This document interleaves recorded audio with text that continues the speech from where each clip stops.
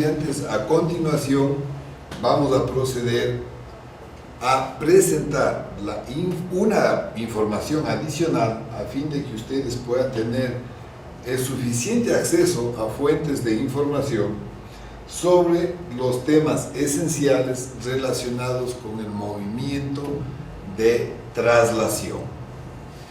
¿Cuál es la razón de presentar una nueva fuente de información? Como se les había explicado anteriormente, los elementos esenciales de este curso consisten en, primero, conceptualizar los contenidos.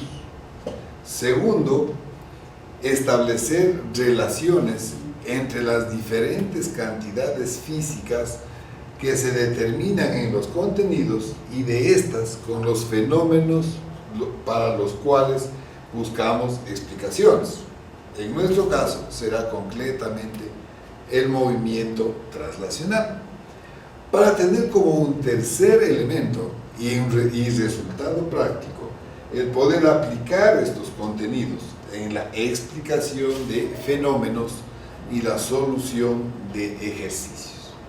Siendo este el esquema general en el que estamos trabajando durante todo el presente semestre en la asignatura de Fundamentos de Física, entonces procedemos a continuación a establecer con claridad, en primer lugar, cuál es el objeto de nuestro estudio.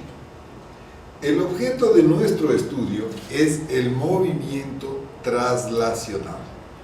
Por lo tanto, la primera pregunta que se nos ocurre es: ¿qué se entiende por movimiento traslacional?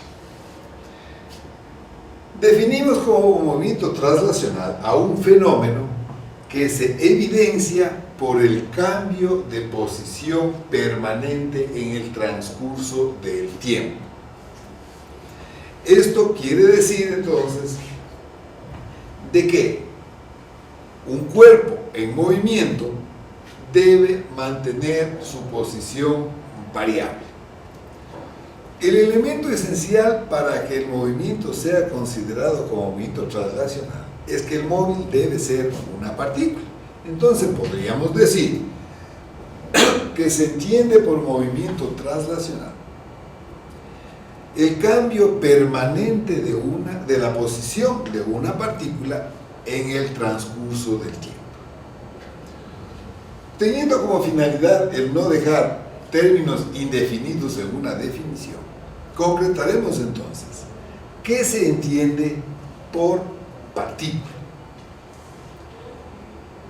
La partícula es un cuerpo real al cual le hemos quitado sus dimensiones en vista de que las dimensiones del mismo son prácticamente despreciables o no considerables en relación a las demás dimensiones que intervienen en el fenómeno, en este caso, el movimiento. Ejemplo, si nosotros tenemos un taxi que se desplaza desde la ciudad de Quito hasta la ciudad de Otavalo, podemos ver que la distancia existente entre Quito y Otavalo es mucho más grande que las medidas de longitud, de ancho y de alto del taxi. Por lo tanto, podemos decir que las dimensiones del taxi son despreciables ante la otra magnitud que viene determinada por la distancia recorrida. En dicho caso, el taxi será considerado como una partícula en movimiento. No así cuando el mismo taxi se ha desplazado una longitud no mayor a 1 metro. Entonces ahí podemos ver que la longitud del taxi es mucho mayor que el desplazamiento realizado por el mismo.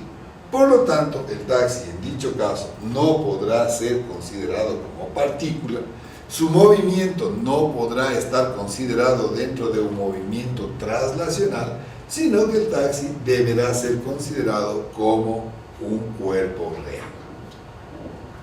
Aclarado estos elementos propios de la definición del movimiento traslacional, vamos entonces a definir y caracterizar las cantidades fundamentales que nos van a permitir, per se y en relación entre ellas, explicar el movimiento traslacional.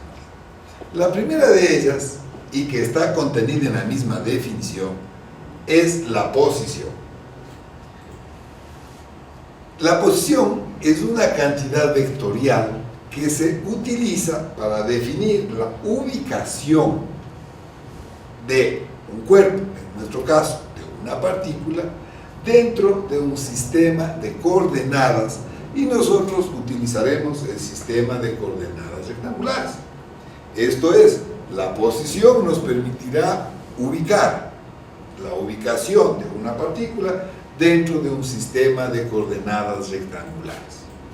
Por lo tanto, esta cantidad, para que esté completamente definida, requiere de un módulo y de una dirección. Si ustedes recuerdan lo analizado en vectores, esto caracteriza a una cantidad vectorial. Por lo tanto, puedo definir que la posición es una cantidad vectorial que expresa la ubicación de un punto dentro de un sistema de coordenadas. Esto me lleva a concluir que la posición tendrá diferentes valores dependiendo del sistema de coordenadas desde el cual esté midiendo. En nuestro curso, el símbolo para la cantidad posición va a ser la letra R con el signo de vector sobre ella. En los documentos que ustedes tienen acceso en el curso, el símbolo del vector posición va a ser la R en negrices. Cuando la posición de un punto está dado respecto al punto de corte o a la intersección de los ejes del sistema de coordenadas rectangulares, simplemente lo definimos como posición. Si es que la posición del punto está dado desde otro punto que no sea la intersección de los ejes del sistema de coordenadas rectangulares, la llamaremos posición relativa. En dicho caso, se representa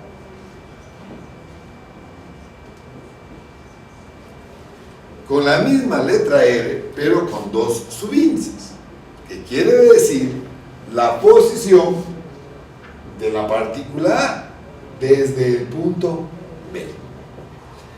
En este caso, pues, se define como posición relativa. Entonces, tenemos dos tipos de posición, por así decirlo. La posición respecto al origen del sistema de coordenadas y la posición respecto a otro punto que no es el origen del sistema de coordenadas, definido como posición relativa. En ambos casos, la dimensión es la longitud, que se representa con la letra L. A fin de tener una mejor comprensión de qué es lo que representa el vector posición, vamos a representarlo de manera gráfica. Partimos entonces de un sistema de coordenadas rectangulares XY, en el cual se encuentra nuestra partícula en movimiento pasando por el punto 2.4. ¿En dónde se encontraría el vector posición de esa partícula en el instante que pasa por el 2.4?